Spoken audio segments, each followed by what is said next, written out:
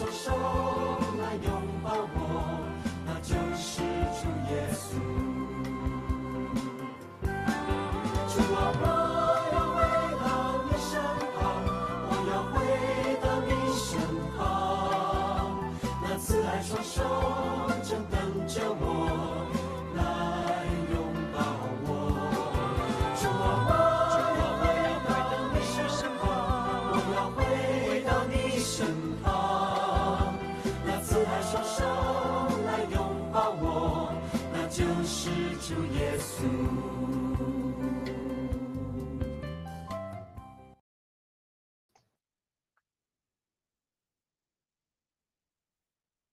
各位弟兄姐妹，大家早安，大家平安。我们要来进入《使徒行传》第27天的共读。今天早上要请木轩总干事来带领我们大家做开始的祷告。我们一起来祷告。现在是我们满心的感谢赞美你，感谢你让我们用一天的早晨，我们就将这样的时间分别出来，让我们可以读你的话语，聆听你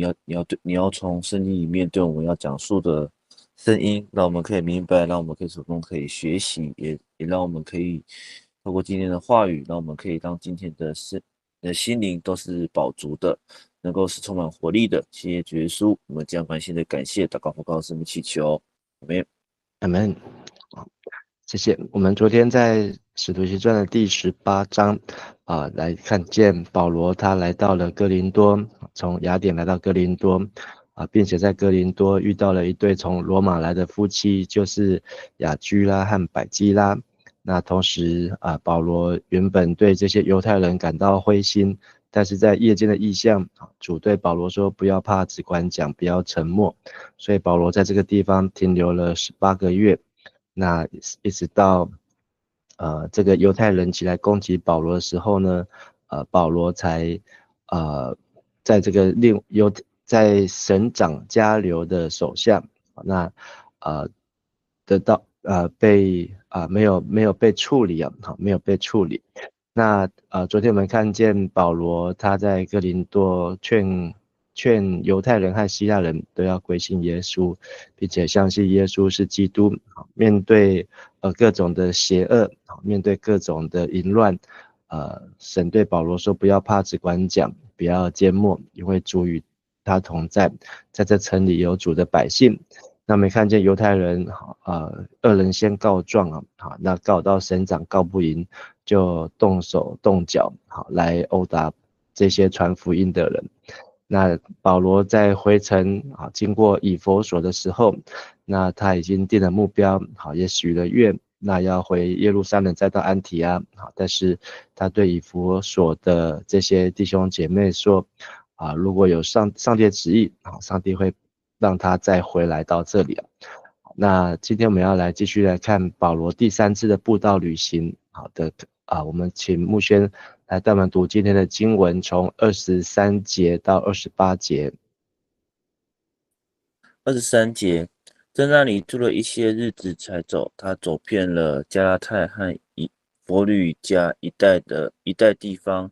到处坚固门徒的信心。24节，有一个犹太人名叫亚波罗，来到以弗所，他生在亚历山大，是个很有口才的人，对圣经有丰富的知识。他在主所指示的道路上面已经受过相当的训练，而且心中火热，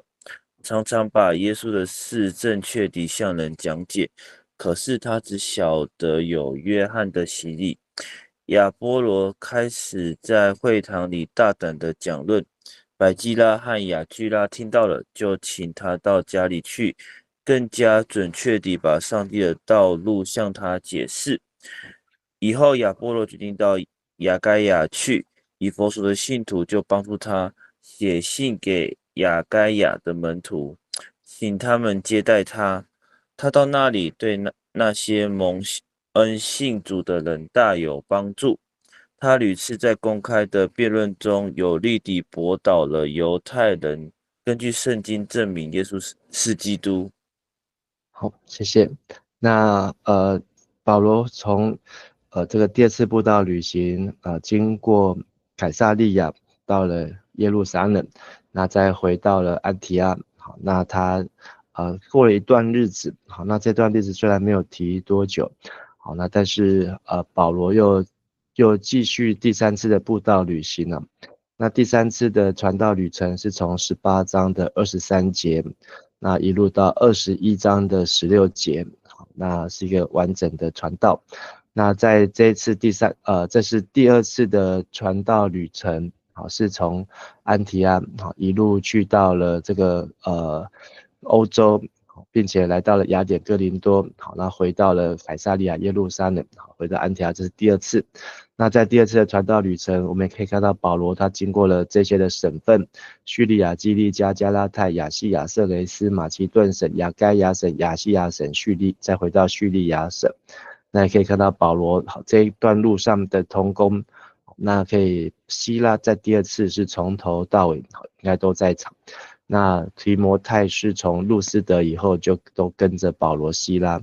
那路加是从特罗亚到腓立比，这段期间有跟着。好，那我们也看见在第2次的传道当中，好，那对象有犹太人，也有外邦人。好，那同时也把这个福音好的工作好越扎越深。那保罗在第3次的布道旅程的这个动机，好，就是想要回去兼顾门徒的信心呢。那这个是保罗在宣教的一个策略。那虽然我们知道他有在这个各教会都有设立长老，好，那他传福音，好，做这个外邦人的使徒，开始教会。但是真正要能够在这个教会好能够延续，能够活得久，好，那这个长老是非常的重要。那他也想要知道这些长老们好在各教会这个兼顾教会的情况。所以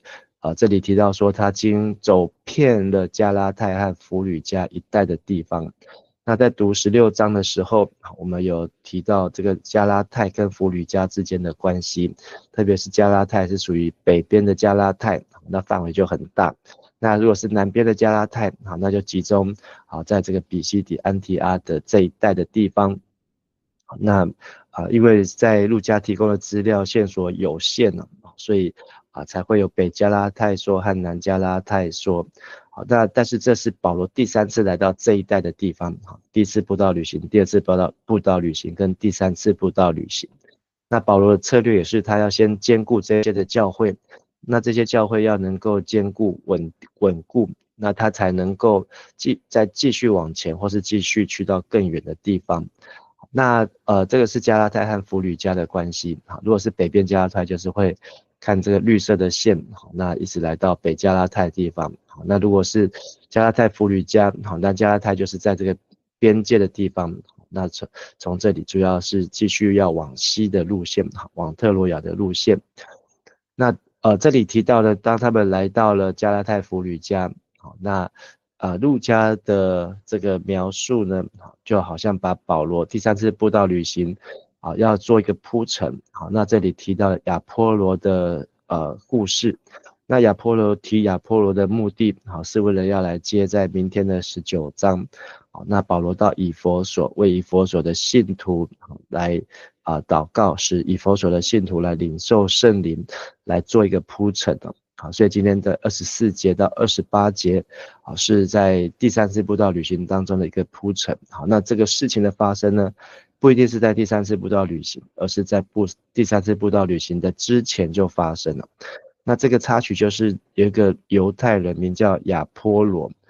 那这个他是来到以弗所，他出生在亚历山大，是个很有口才的人，对圣经有非常丰富的知识。那这里给了很多很完整详细的资料。第一个就是亚波罗他是一个犹太人，所以他一定是个遵守摩西律法，接受割礼，按照犹太人的规矩在生活的人。第二个是他的出生是在亚历山大，所以是在北非的地方。那他来到了以弗所，来到以弗所这个城市。那以弗所这个城市我们昨天有提到，但是昨天时间不够，所以我们放到今天再来补充。好，那就是保罗第2次布道旅行回程的时候，剪完头发在间隔里就到了以弗所，那把百基拉和雅居拉夫妇那从哥林多带到以弗所，就把他们留在那边，保罗再继续到前面的行程。但是以弗所众人希望他能够多留一些日子，但保罗没有答应。以弗所这个城市的名字就是悦人心意或是铸造的意思。那它是一个公路网四通八达，它并不是一个海港靠海上，但是它在路上的交通很重要，因为它控制深入小亚细亚的腹地的咽喉，所以它有军事和商业的价值。以弗所开发的更早，在主前11世纪，那就甚至在大卫扫罗王的时期，那就有希腊的移民所扩建的城市。那以弗所在新约也曾经是罗马帝国亚细亚省的省会首都，也是当时罗马帝国的第3大城该城最著名的就是雅典米女神。那在整个小亚细亚地区来敬奉的雅典米女神神庙，这个神庙在主前6世纪就已经建造，也被列为古代世界的7大奇观之一。那这个庙的长度呢，长达120公尺，宽有60公尺，里面有120只20公尺高的巨柱所以将近是每个柱子就将近是在6-7层楼这么高。那保罗曾经在以弗所住了2年，那只是指这次第3次的布道旅行，明天19章会看见了。那而且后来提摩太还有这个马可、约翰，还有写启示录的约翰，那这些人呢都曾经来到以弗所，在这里来传福音，或是在这里来牧会牧养。以弗所这个城市在主后的262年被高卢人所毁，那又因为河口的淤塞，所以没有办法回到以前的这个地理位置的这个要件了。那提摩太是以弗所的第1任的主教，使徒约翰还没有去到拔摩岛被软禁以前，也是在以弗所工作。那他从拔摩岛被释放后，那也是回来到以弗所，那也在这个地方常住，甚至这里有这个这个使徒约翰的墓的纪念教堂。那在主后431年的第3次的大公会议那也是在以弗所城市来举行。所以这是以弗所的地点是在这个吕底亚省靠海的地方。但是它是陆上交通一个非常重要，那也是启示录7间教会当中的其中1间呢。那这里可以看到这个以弗所的大教堂的遗迹，那这是在第6世纪所建造的，那据传是使徒约翰埋葬的地方。那这个雅典米女神庙的模型大概长120公尺，宽有60公尺。那这个柱子的廊柱的高度呢，有120根的柱子，那每根柱子都有6-7楼这么高，以及这个雅典米女神的雕像。那它这个身上这些东西就是乳房。那明天19章会提到这个雅典米女神。那这个雅典米女神呢，这个神像呢，他们说是从天而来。那据传是一个陨石。那这陨石上面的这个凹凸的形状呢，让这个当地人认为这是一个女神。那这些凹凹凸凸的凸出来的形状呢，像是一个女性的乳房，所以好像它可以像是母牛一样，可以喂养很多的这个子民，所以他们就把它当成是一个生产，还有是一个丰收的象征。所以在小亚细亚，在以弗所拜这个雅典米女神是一个非常看重，所以好像今天在台湾的妈祖一样，信徒非常的多。那为这个女神所建的庙宇呢，也是非常的这个大。那在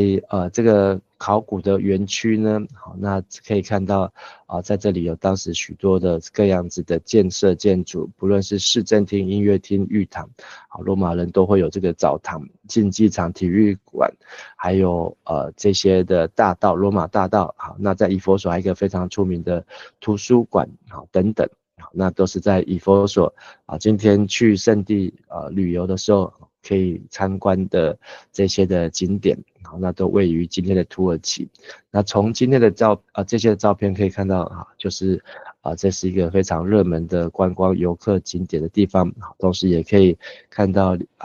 甚至是3000年来在这个城里面有各样子的遗迹和遗物可以来看到。那右下角这个就是当时的图书馆，可以看到是有2层楼，可见这个图书馆里面的藏书的藏书量，还有这里面能够有很多这些的文物，虽然这些书籍不一定都可以保留，但是从外在这些大理石的建筑就可以看见。那另外亚波罗他出生在亚历山大，和本翻成亚历山泰，那这个城市是在北非，是在纪念亚历山大大帝。那他总共建了70多个城市，70多个城市当中呢，就有17个城市是用他自己的名字来命名。那最著名的就是这一个，一直到今天仍然保留这个名字。好，那是这个希腊帝国的大帝，那他建成的位置都是选在军事行政的要冲。好，那他建成和建筑的标准都是用希腊雅典当作典范，所以他把这个希腊文化、希腊文明还有希腊语言带到了这个希腊帝国的各个地方，那作为他军事文化上的一个重要的影响的据点。那他在整个扩张希腊帝国的国际道路上的这些的联络联邦网，那所以让整个希腊文化，让整个整个波斯帝国变成希腊化，被希腊同化。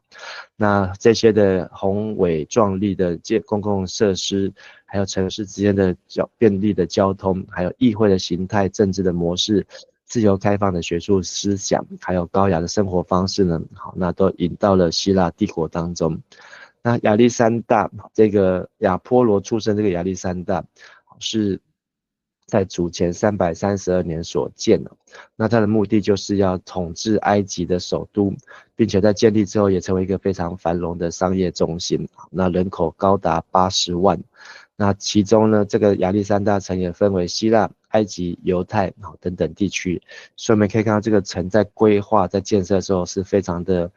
有计划，那就是就好像是这个殖民地一样，它的道路不是弯弯曲曲，都是一个新开发、新造的城镇。那他也把这些不同的族群人集中在这个城的不同的区域不会让他们互相混淆，减少这些的争端发生。亚历山大有著名的大学，有最大的图书馆，图书馆里面的典藏手抄的书就有70万卷，所以这是非常的惊人那而且是在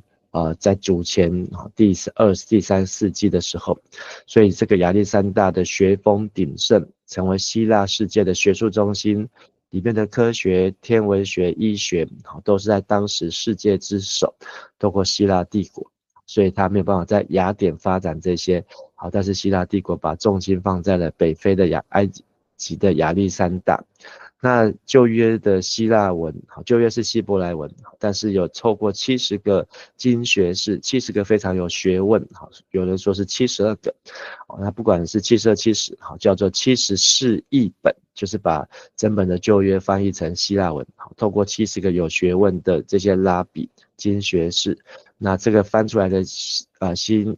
释译本呢，就是在亚历山大的圣经抄本都是在这里来完成，所以在这里完成很多的重要的成就。基督教的第一个神学院也是设在亚历山大，那神学院的老师学生都是非常有知识学问的人，那对基督教初期的教会的贡献也非凡，但却不是在保罗传福音的路线当中。保罗他没有往亚历山大去，他反而是往雅典去到哥林多，那他甚至想要去的是罗马。所以亚历山大可能就是这么重要的地方，却是在今天的18章是以亚波罗为代表。那这个在新约路加福音所写的使徒行传呢，亚历山大是犹太人的大本营，但是到了主后的第7世纪，这个穆斯林伊斯兰教占领了亚历山大北非之后就开始没落，到15世纪的时候，甚至居民只剩下不到1万人，只有7000人。那今天亚历山大城大约有30万，但是还是跟在希腊帝国的时期70-80万人来比呢，还是落差很大。那这个是亚历山大的地点，是在埃及尼罗河的出海口的附近，那隔壁就是北非的古利奈。那这张图的这个箭头呢，就是在五旬节那一天，好，那来自于至少15个地方，用15种不同的语言，大家的犹太人都来到这个耶路撒冷来过五旬节，就在那一天，见证教会的诞生，有3000个人受洗。那亚历山大也是其中的一个部分。那今天这个亚历山大的城镇的照片呢很多，也很容易可以在网络上可以找到，也可以看到里面新建很多现代的建筑，还有过去的考古的遗迹。那在过去这个城市的规划是一个井然有序啊，很像我们这次这个环岛去到的鹿野一样，日本人在这里开发造镇。好，那这个城都是这个棋盘式的街道，好，那他把不同的族群好就放在这个地方，好，让他们可以相安无事。好，那这个示意图也可以看到，在当时候，好，甚至这些剧场啊、神庙啊，好，跟以弗所一样。好，那这个亚历山大出生在亚历山大的犹太人亚波罗。亚波罗这个人的名字呢，是在纪念这个埃及的神明阿波罗，所以他是一个埃及的名字。那亚波罗出现在圣经还有其他的地方，哥林多前书的第1章12节，哥林多前书的第3章第4节，那这里都有讲到亚波罗，甚至在保罗的教牧书信提多书的第3章第13节也有提到亚波罗。那还有在使徒行传这个地方也有特别记载关于亚波罗的事迹。那保罗用哥林多前书讲到亚波罗，就是说这个彼得栽种，亚波罗浇灌，但是叫他生长的是上帝，是神。那所以亚波罗其实在传福音，在保罗传道当中也是扮有一席重要的角色，甚至保罗在哥林多前书的提到亚波罗，隐约之中就是把自己跟亚波罗在比较，甚至有的人称赞亚波罗，我是属亚波罗，是属彼得，我是属保罗，但是是属基督的，属上帝的。所以可见亚波罗也有一个势力，就是在哥林多教会当中，应该这个势力应该说是影响力。那亚波罗呢，他在主的道路上面受了训练。那这个主呢是哪个主？是主上帝还是主耶稣？那有人认为是主上帝。如果我们看前后文呢，应该是主耶稣啊。为什么呢？因为他在主的道路上面受过相当的训练，而且心中火热。这个心呢，它的原文是指灵，所以他的灵里是火热的，并且他能够精确的讲论教导耶稣的事情。耶稣的事情，所以这个主的道路呢，当然就是主耶稣，他才能够讲主耶稣的事情。如果你只知道主上帝，你是没有办法讲，不一定能够讲出主耶稣的事情。但是这里有一个条件就是有一个限制，就是这个亚波罗他只晓得约翰的洗礼。那这跟前面这群使徒们在五旬节之前的状况是一样，他们可能认识主，认识耶稣，那也接受耶稣，也相信耶稣，但是他们还没有亲身的去经历那个圣灵的洗礼的时候，这差别会在什么地方？这差别就会说在于说，第一个，耶稣是不是神，是不是基督，是上帝儿子？这是五旬节那一天很重要的一个，就是耶稣是基督。但是第二个就是圣灵的洗的一个很重要的关键，就是他们对外邦人是否接受、接纳还是不接纳。如果接受圣灵的洗礼，那就会像彼得一样，渐渐知道这个外邦人是圣灵所要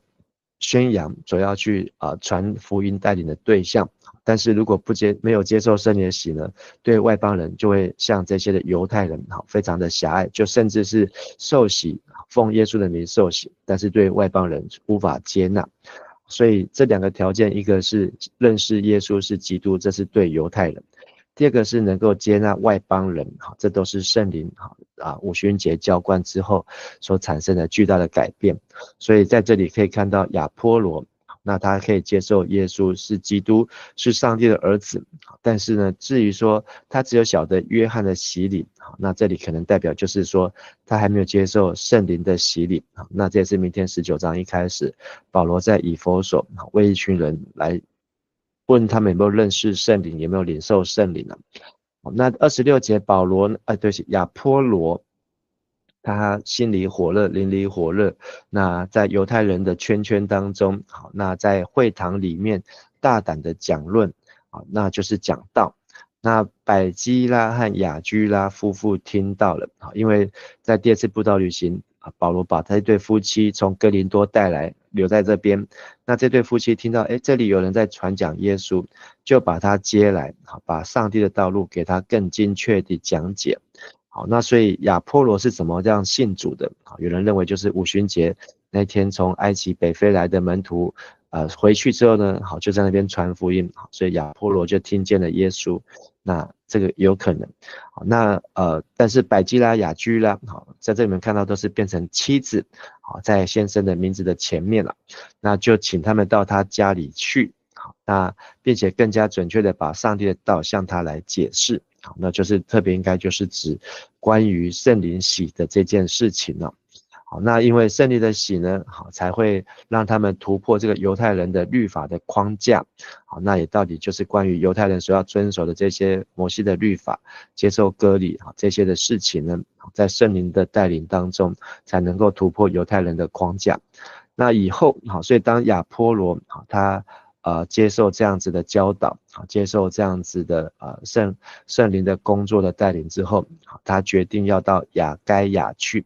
那亚该亚就是这个省份，就是哥林多的省份了。哥林多是亚该亚省的首都。那意思就是说亚波罗决定要去哥林多，所以才会有哥林多前后书里面一开始就提到了亚波罗。那所以亚波罗的工作就不在以弗所。那他出生在亚历山大，那在以弗所传道，后来被百基拉和雅居拉夫妇在带领之后教导之后，他就去到了哥林多。那他去到哥林多也是以弗所的信徒来帮助他，甚至写信给哥林多的信徒，请他们能够接待他。那这里继续提到亚波罗，他都好几次在公众面前极力的驳倒犹太人驳倒犹太人就是辩论辩赢那么可以看到使徒行传很多的辩论都没有辩赢。好，那但是呢，这里是驳倒这个字在圣经当中只有出现一次那就是用在亚波罗的身上。所以他是很有学问，很有能力因为他的出生的背景，那他出生的地方，好，那他的辩论的主题是什么呢？就是根据圣经来证明耶稣是基督。所以这个是亚波罗非常擅长，而且他在这个百基拉、雅居拉夫妇的调教之下，对犹太人来讲呢，犹太人都拿他束手无策。那明天我们继续来看到发生在以弗所的事情。那这个是关于亚波罗的插曲。今天这段经文让我们看到保罗展开第3次的布道旅行的目的，就是为了兼顾门徒的信心，这些已经信主，教会已经设立，同时也有长老按立长老在那个地方来牧养教会。那第二个，我们看到传道的人需要接受施洗约翰的洗礼，就是悔改的重生，但是也需要接受那是水的洗礼，也需要接受的是圣灵的洗礼，就是火的洗礼，在圣灵里面能够重生，能够明白耶稣是基督。第二个就是能够向外邦人来见证耶稣是救主。第三，我们看见雅居拉、百基拉这对夫妻，他们怎么样的来成全亚波罗。那他们不是竞争，也不是比较，而是给他栽培和指点。那甚至栽培的重点就是把神的道，从主的道到神的道，就是三位一体的道，能够讲解得更明细清楚。而亚波罗，他不论是在以弗所，或是后来他去到了哥林多，他面对的犹太人，他都能够引用圣经，加上圣灵的同在的帮助，让他能够证明耶稣是基督。所以亚波罗他并没有负面的形象，好，那在圣经当中，他都是一个重要的一个人物啊，只是跟着使徒行传的脚踪，会把焦点放在保罗的身上。好，我们今天就分享到这边，我们一起来祷告。亲爱的天父上帝，我们向你献上感恩，透过今天短短的经文，让我们能够有机会沉浸在这个经文的背景还有地点，不论是在北非的亚历山大，或是在小亚细亚的以弗所，或是在这个亚该亚省马其顿半岛上面的哥林多，让我们看见上帝你的旨意拣选这些的地方，能够把你的仆人差派到这里来宣扬福音，来建造教会来见证耶稣是基督。也让我们思想我们所在的台湾，也是上帝你所看重，你派来许多的宣教士中心的仆人在台湾各个地方来传福音，来传道，来建造教会，来安立长老来开办神学院能够来栽培传道人，这一切都在证明神你也拣选了台湾，也希望台湾能够成为一个福音的基地，能够如同安提阿教会一样，能够继续的不断把福音带到更远的地方，更多需要的地方，求圣灵求主帮助我们把我们今天一切所需所做的都交托在主的手中，也求主带领。今天也是6月份的最后一天，我们也为即将过去这个月献上感恩，也为新的一个月要开始，也求你带我们在新的一个月，也是在今年的下半年当中，我们一切所计划的所做的，也都能够合主心意，讨主喜悦。我们这样祷告祈求，奉靠主耶稣基督的名求，阿们。谢谢大家，好，谢谢木轩，好，大家平安。谢谢牧师，谢谢牧谢谢牧师，师，谢谢牧师，平安。谢谢平安，平安，谢谢牧师。平安，谢谢，谢谢牧师。大家平安。像一只小小飞鸟，飞要在这蓝天海上。我无时无刻彷徨无助，找不到可以倾诉。我曾经像一只小小飞鸟，穿梭在这城市之中。我正在寻找那慈爱双手，那就是主耶稣。主啊，我要回到你身旁，我要回到你身旁。那慈爱双手正等着我来拥抱。